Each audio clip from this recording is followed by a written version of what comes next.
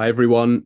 Delighted to say we've got Lewis Dunwoody with us today. Lewis has experience working in the EFL for over 4 seasons, and currently undertakes a role in the analysis department at Huddersfield. And today Lewis is going to share some ideas and concepts around how he works with across the set play analysis at the club and how he has throughout his career. So if I could hand over to you, Lewis. Fantastic. Thanks for having me on, Billy. Appreciate it. Um, and I guess, like any webinar and presentation, I kind of begin my journey. So my first role was over in Spain with Girona. I was in back in 2016. So that was part of my undergrad degree. I studied languages, which is not a very common way of getting into the position I'm in. So part of my uni degree was to go out to Spain and experience life out there. So I spent a year living and working with Girona. And then from there, when I returned to the UK after my studies, I had a season working with the professional development phase at Liverpool. And then that was what kind of pushed me towards first team football. So taking on a role at Barrow, like you say, in the EFL. That was Barrow's first season. I haven't got promoted from the National League. And I was a one-man band. That was just myself, one sports code license, one Y Scout login, trying to get up to speed with the rigors of EFL football. And then after 2.5 years, really, that role kind of grew to be a head of a department. So we had multiple staff members, we had interns, we had a recruitment branch as well. And with that extra manpower, I was able to kind of focus a little bit more on set pieces, and that's kind of where the interest grew and developed. And then at the start of this year in 2024, that's when I took on my role of first team performance analyst at Huddersfield. So I'm part of a 5-man team here, and my principal responsibilities are set piece analysis, opposition set pieces, our own set pieces, and post-match analysis, whether it's set pieces or general team, individual and units. And it's actually the first role since Girona I've been able to utilize the languages at the bottom. So we have a couple of Spanish speakers in the squad, and running some classes actually with the staff, teaching them Spanish too. So lots of responsibilities come in my role. And in terms of how that looks, so I spent a lot of time on the grass with the coaches, mainly from a set piece perspective, and supporting them from a post-match perspective as well early on in the training week. And I take place on the bench and in the dugout during a match. So we have our live feed, we can review set piece practices, we can review what's going on in the game, and that helps the post-match process.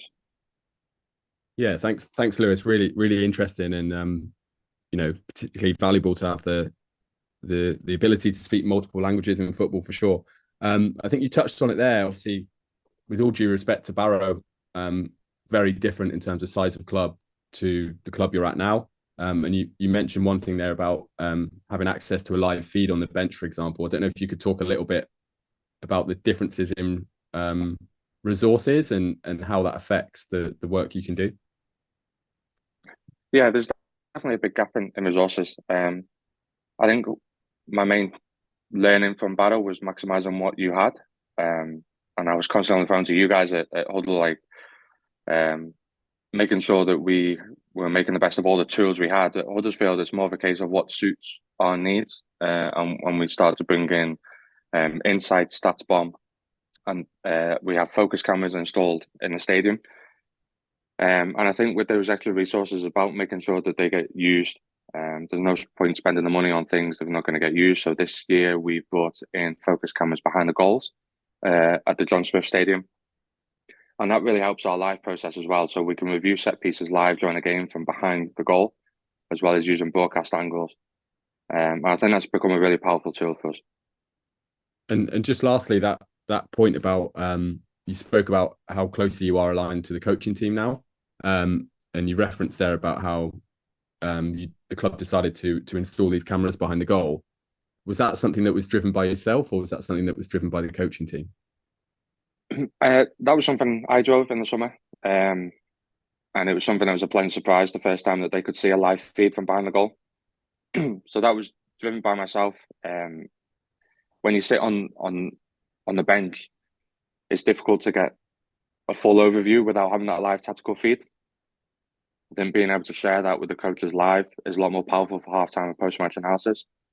From a professional point of view, as an analyst in the dugout during a game, you're learning the language, you're learning what the talents of the players at what point in the game, and that really helps post-match when you're trying to align your analysis with what the coaches want.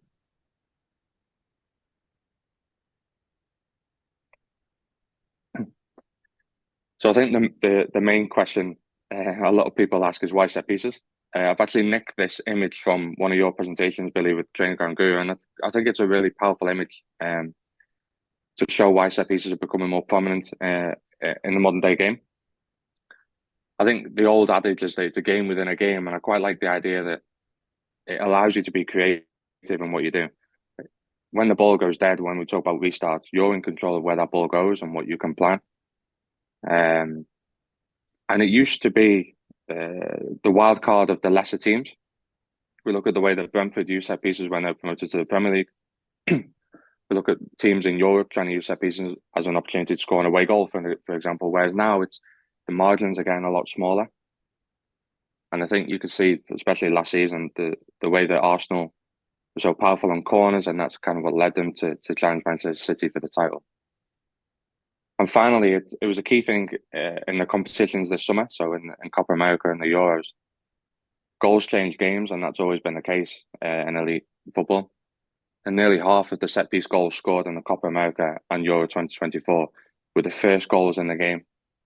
I think it's a really powerful tool to start games by scoring the first goal, or to close games off if you're winning 1-0 and you use set pieces to go and get your second. I think set pieces have now become part of that discourse around in possession, out possession, set pieces when you look at reviewing games and teams. Yeah, really, really interesting stuff there, Lewis.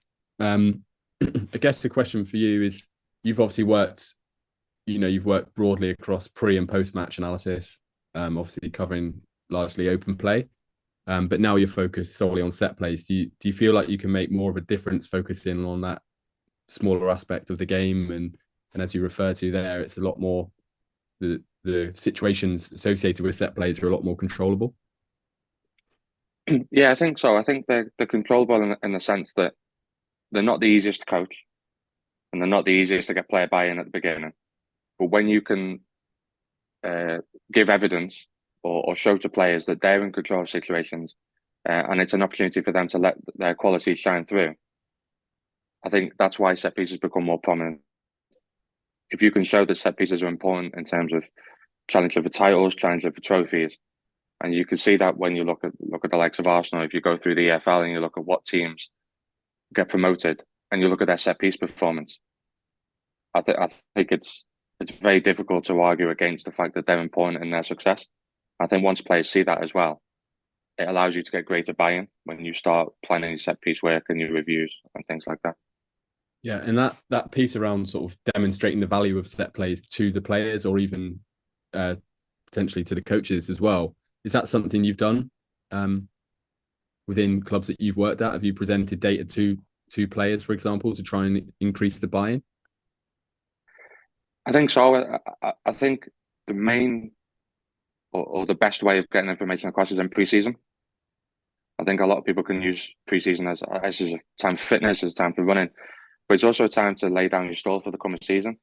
You lay down, these are the key factors that we want to achieve. These are the principles we're going to use, whether they be set piece principles or open play principles. You use that time to start bedding in your foundations, and that's something that we used in the summer this year. And I'll come on to later with some of our data. We used pre-season to show that set pieces would be important, what we would achieve this season, and it's proved to be the case. And that little bit of success is a little bit of a carrot for players. They get one little bit of success off it, and then they want the next one, and then they want the next one. So, for me, pre-season is a really important part of the year to show players this information. Brilliant. And then just lastly on this slide, in terms of like almost trying to build a set play game model, if you like, is that something you have a lot of autonomy on, or is that something that is really driven by managers that you've worked with? I think this is where the collaboration aspect comes in.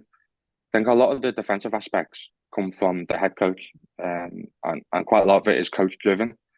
such as the way you might defend a corner. They set the team up in a certain formation, and that might dictate how you press a throw in, for example. The autonomy that I get here is mainly from an in possession perspective. How do we attack corners? How do we attack free kicks and throw ins, even kickoffs?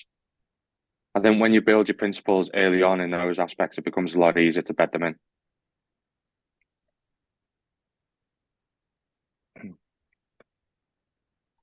I know this working week might make the role sound a little bit daunting to some, but I wanted to try and shine a light a little bit on the processes that we go through from start to finish in prep for a game, multiple games, double game weeks, because they're so common in the EFL. I think across my 2.5 years at Barrow, around 60% of our working weeks were double game weeks.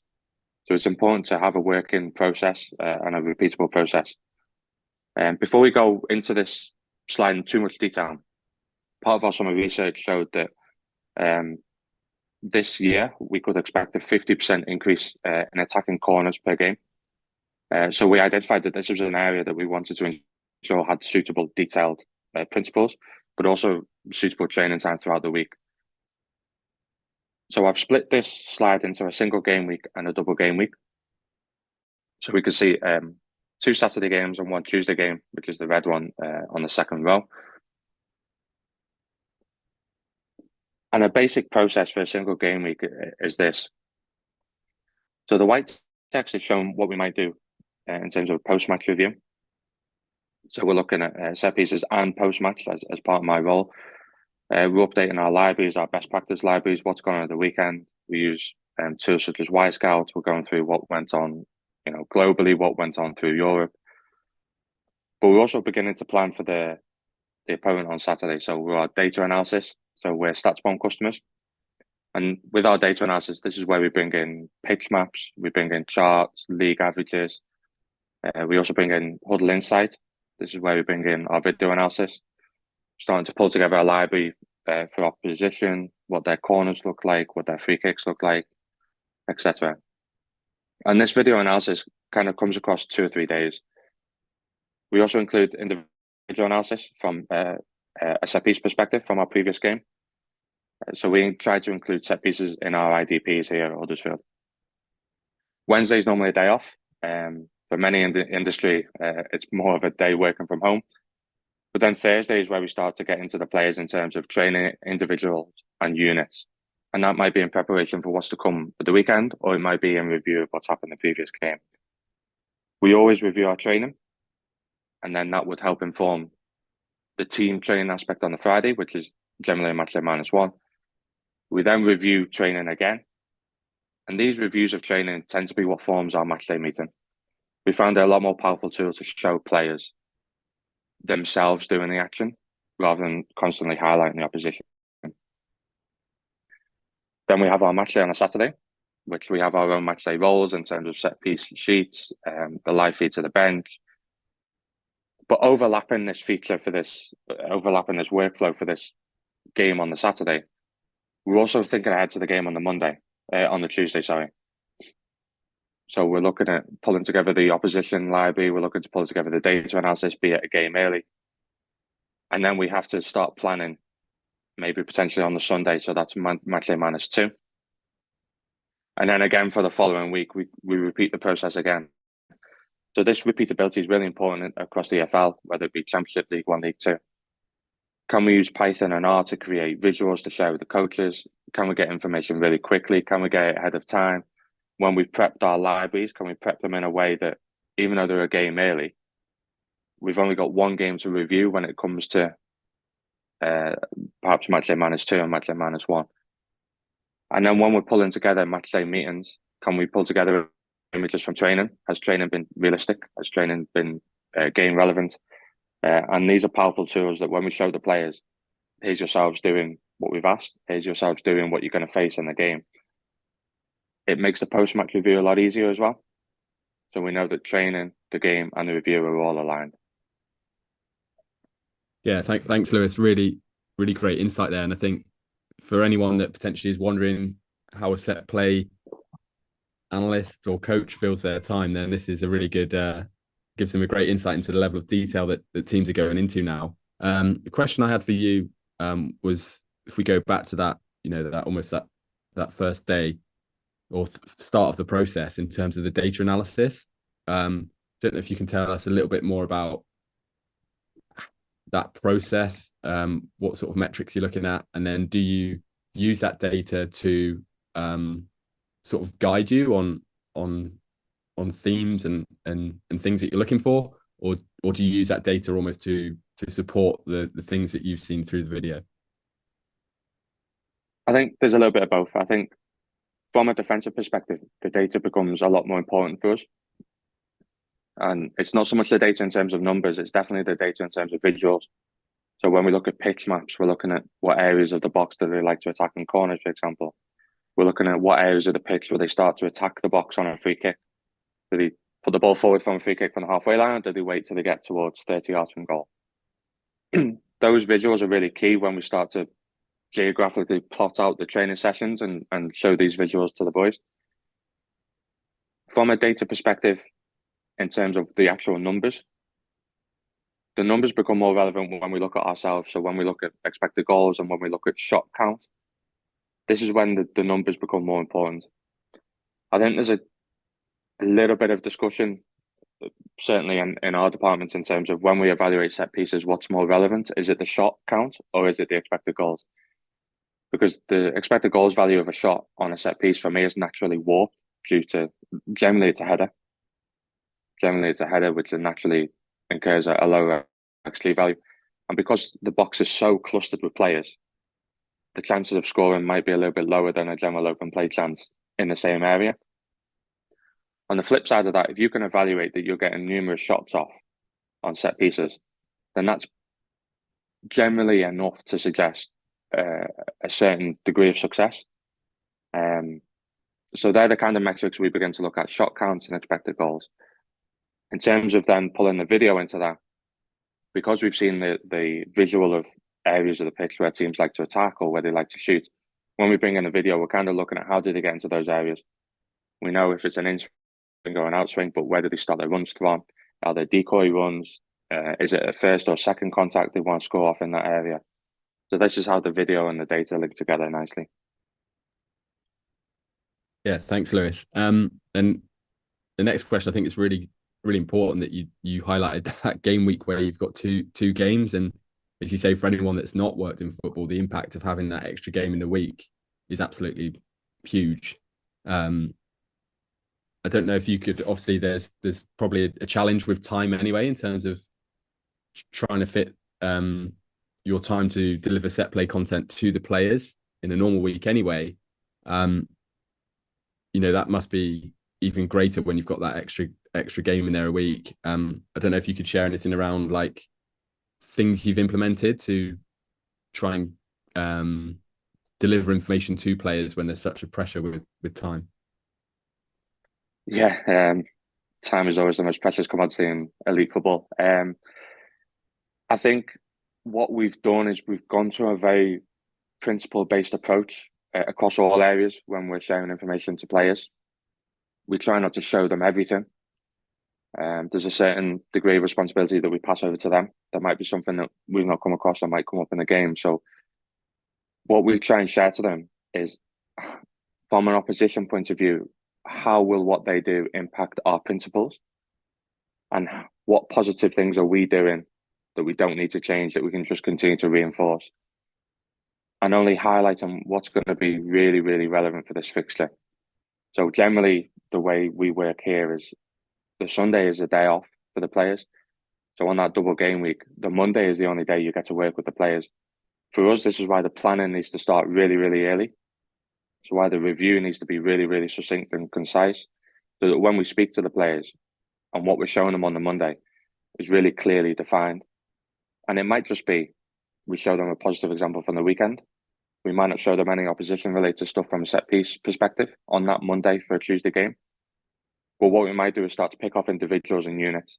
We might pick off a taker, for example, and say, okay, you might find that this area is going to be more fruitful tomorrow.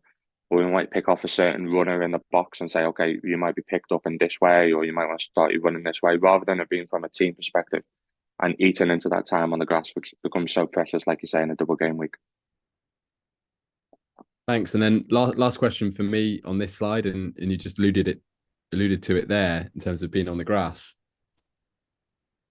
How does your work transition from that analysis that you're doing, obviously inside the building, onto the coaching pitch? And are you hands-on with the players in your current role in delivering information around set plays? Yeah, so I'm quite involved in the process from start to finish. The video and the data analysis is generally my work earlier in the week, and then, as you say, from that planning phase, generally on a match day -3 or match day -2, that planning phase, we're planning sessions, team-based sessions for routines, which then I'll go out on the grass and help deliver. Or we're planning individual and unit sessions for match day -2, for example. And that's generally where I come in mainly for individuals. So we're taking takers, we're planning a session that will help the takers hit targets more consistently. Again, something that we'll come on to in this presentation in a moment. Or we're taking a marker and I was saying, okay, this is something we've seen. We've planned this little session that will help you practice your marking ability and help to train our principles.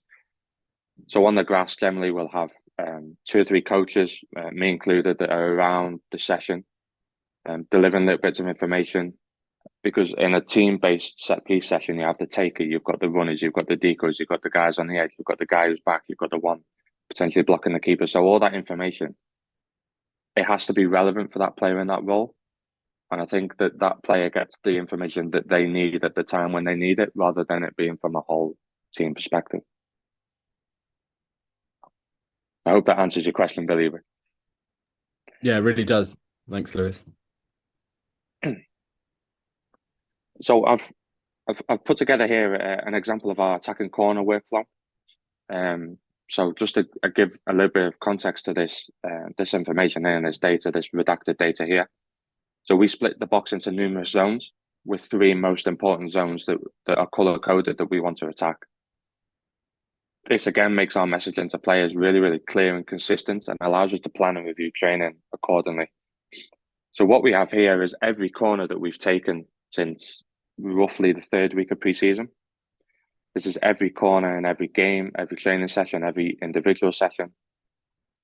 And I've just put here on the right where those corners might crop up through the week. They might crop up in individual sessions, which are 1-to-1. They might crop up in unit training, where we might look at unopposed sessions for the time and the movement of the runs. And it might crop up in team training. So this is generally match day -1, when we've got routines in play for the weekend. And those 3 zones are generally highlighted with the 3 lines on this line graph here. You can see which are corners in games, and you can see by the red plots which are corners in training. And what we're trying to do is measure consistency over what zones are getting attacked week to week, session to session. And we're trying to answer a couple of questions. So is our consistency improving over time? So is our work having a positive impact, whether that be through opposition analysis or whether it be on the grass? And we're also asking, is it working, and what needs topping up? Is there an area of the box that we're not hitting consistently that we want to hit? Is there an area that we're hitting maybe too much? And then from there, we can start to then plan training accordingly. And then from this data here, it's just a little case study that we've done internally, is we can see the positive impact that pre-season has had, again, on the trainers' workflow. We can see the rewards of mentoring our set piece takers, and we see the fruits of their individual work. We can see the transfer from training to game scenarios. So without it being color coded, we can see these 3 peaks just before the end of pre-season. So those 3 peaks came during our training camp over in Austria, where we took in a lot of time for the takers, a lot of time in the analysis room, a lot of time on the grass. And we work with them 1-to-1 to be able to hit a certain zone consistently. You can see the little bit of up and down nature before our friend against Hertha Berlin, but then since then it's been fairly consistent. What we found as well during those games against Hertha Berlin, against Lecce and Sheffield United, during the last couple of friendlies that we had, was that our corner count was way down on what we can expect in a league game this season. And what we were able to do is to evaluate the team's performance against the corners we were getting in the game. But then against strong European opposition, we might only have one or two corners a game. And we'd have to make it count. And that's the importance of persistence work with individuals, both in opposed and unopposed settings. So we can highlight that if you've got one corner in a game, we need to make sure that the accuracy is well up there for our players to attack, and we can make a difference. Yeah, really, really interesting stuff, Lewis, and not something I've come across before. For clarity, then, that the value axis on this graph, how do you define value? Is that based on the predetermined zones that you're trying to hit for that practice or that game? Yeah, that's right. So we've had discussions of whether we use it as a raw value or whether we use it as a percentage. But using it as a percentage highlights the importance of, if you have one corner in a game and you get it into the zone that we want to attack once, then that's 100%. That's brilliant. If we're only going to use the raw value, it doesn't highlight maybe the game flow. So that's what we wanted to achieve by using a line graph and by using percentages. Great. And is this something you record manually rather than an external data providing you with this information? Yeah, this is manually tracked. So what we're looking at is were the players in the box? Did we score from that corner? Was it a match? Was it training? Was it in swing? Was it out swing? And all these kind of contacts add to how we review what's working and what isn't working. So there would almost be layers of information below what we see here as well, which you would obviously keep internally, but that helps you sort of evaluate your success and plan for the future as well. Yeah, absolutely. I think what it does highlight is during games where we might want to mix up what we want to do for that game, it's visible on the graph here. Without like giving too much away, it might be a case of, okay, we can add context to why that performance wasn't towards 100%. We can add context why that line is higher than this line. And ultimately, the context is what helps us plan and review. So without that context in terms of opposed and unopposed in game and training, the data's a little bit, it doesn't have the same impact. And I think adding context, like say Billy, is important when we look at individual training. So again, this is the same information set, the same data set collected in the same way across the same time period. But what's really important when we look at individuals is we're looking at training performance against match performance. Again, the same plots are relevant for the same points. So the red points in training and then the opposition badge for the game. And what we've done is collected every corner from every individual taker. And we've had numerous corner takers on the training ground that might not have seen a corner in a game. And this is a more granular look at set piece training, but works in collaboration with a player's IDP that I mentioned earlier. I think it's important that set pieces feature when evaluated as a player's development, rather than just have they got the press right, are they playing a certain pass wrong. It might be as simple as their throw-ins. Are they struggling on a bounce pass from a throw-in? So what we want to do with our takers is being able to give them something that they can kind of lead themselves, that they can do on their own at the end of a session, that they can come to us and ask questions on something that they had the ability to track themselves over a period of time.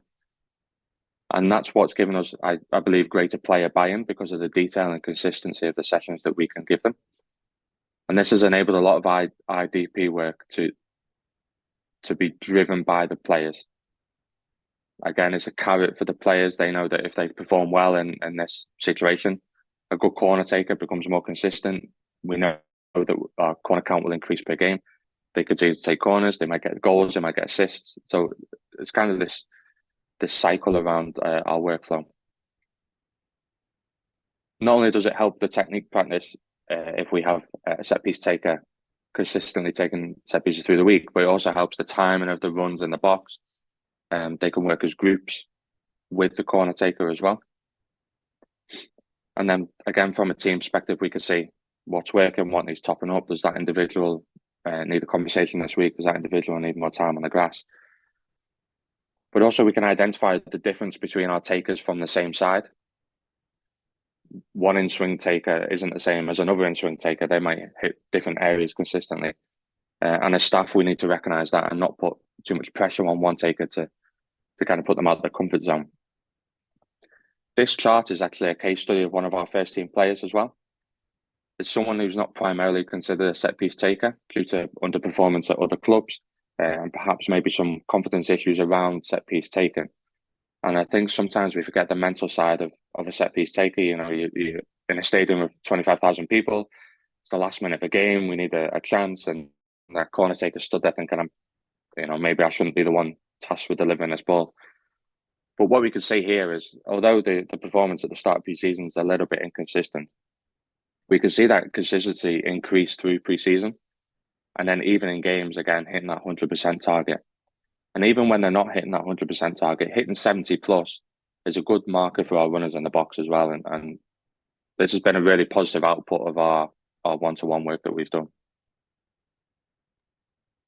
Brilliant, Lewis. Thanks so much for sharing that information with us. And I think, yeah, a really valid point around the psychological impact and pressures around set play takers. You know, everyone thinks about the pressure associated with penalties, but you know, there's obviously elements of pressure around free kicks and corners, particularly as well. My last question on this would just be this data review that you've showed us here. Are you applying this to all different types of set plays, or is it just mainly corners? So I've used corners as an example here in this presentation, but we have a lot of internal data sets for throw-ins, for ball retention from throw-ins, for ball regains from throw-ins. But what we found is a little bit more trickier to evaluate free kick performance due to the changing nature of where free kicks taken. So we're trying to evaluate that on a more subjective level. Corners are fairly easy to track, and throw-ins are a little bit easier than free kicks, but we do have plenty of these charts internally. So in addition to daily training reviews and game reviews, we've introduced monthly reviews. These have come in since pre-season to supplement the data that we've just presented. So this is an example organizer shared with the first team staff, but also the academy here at Huddersfield. And it's the hub for all individual unit and team set piece work for that month. Alongside this, we database best practice from around the world across all set piece scenarios, be it attacking corners, throwing rotations, marking systems. And that really helps us when we begin to match what we're facing on a regular basis, but also this library of content that we could just pick out and maybe utilize and share with players.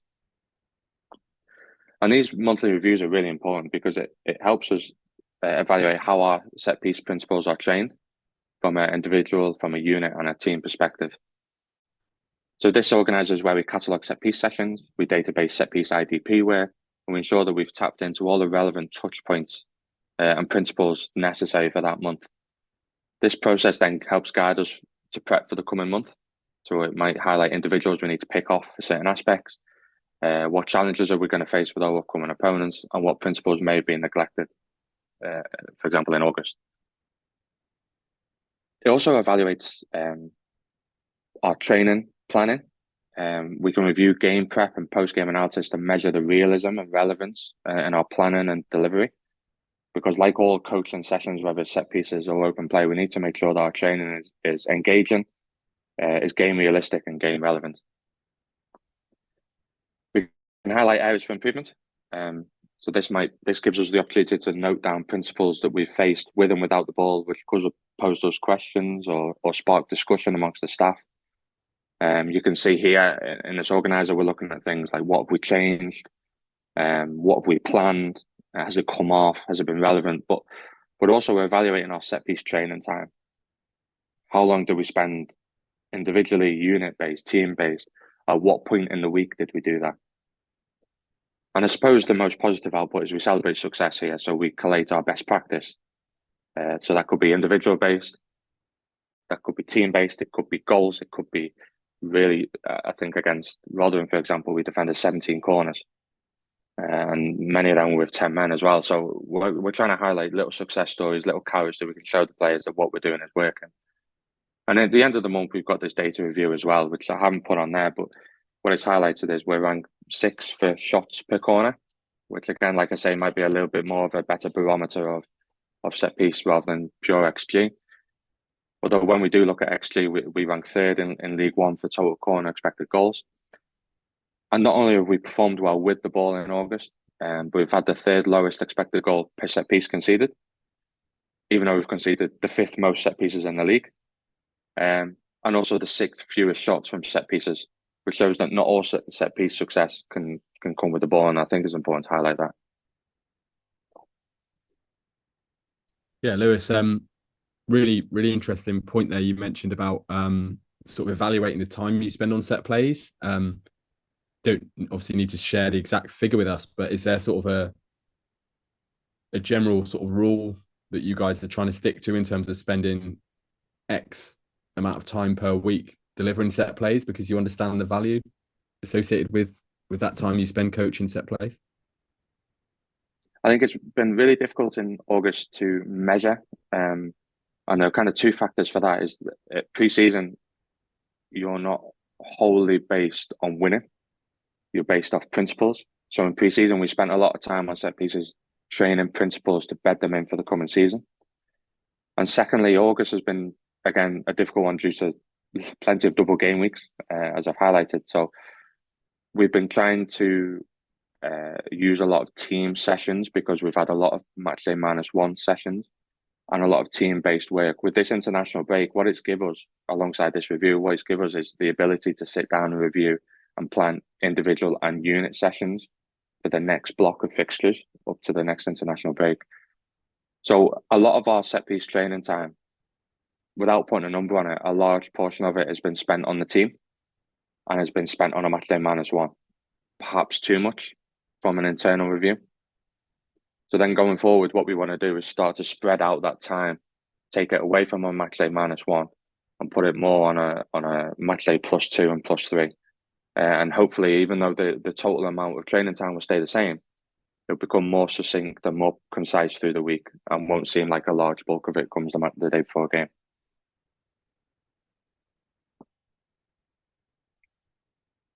So finally, and I've come back to this image because I think it's a really cool image to highlight where set pieces fall within a larger game model. I think the future of set pieces, like I said earlier, is becoming more prominent, and I can only see it becoming even more prominent in the future, where it's probably looked upon the same way as in possession, out possession. The dark arts is something that you've highlighted here, Billy, on the image that you presented. The dark arts is something that the top teams always finding a way to get around. I think there's always rules around the legality of blocking, VAR at the top level. You can't do this, you can't block in this way. So then when you coach blocking, you have to coach very clear principles in how you do it. Whether you're blocking a goalkeeper or you're blocking a zone man, at what point do you block? If not to achieve success, but definitely not to be flagged up. I think the analysis access to set pieces has grown massively over recent years.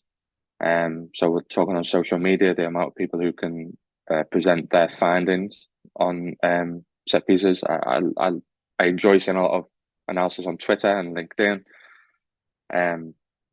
But within the elite football circles, the different camera angles that we now have access to. So we spoke about it earlier in the presentation. So I've got two shots here. So one is a drone footage from a preseason training session, and one is our behind the goal angle for our home fixtures. And we can see the difference in detail that we can then go into our analysis. And I think with each growing angle and as the access to different angles increases, the analysis will become even more detailed. I've put Onana as the image here, and there is a reason behind that.